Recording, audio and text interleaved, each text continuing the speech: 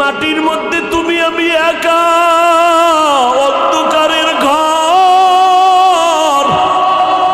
আমাকে যদি ছোট একটা রুমে বালিশ দিয়া বিছনা দিয়া এসি লাগাইয়া এরপরে দরজায় তালা দিয়া কয় তুমি একা ঘুমায় থাকো, ছোট্ট একটা রুমে আমি নড়াচড়া যদি করতে না পারি, আমি চিল্লায় বলবো দরজা খোল।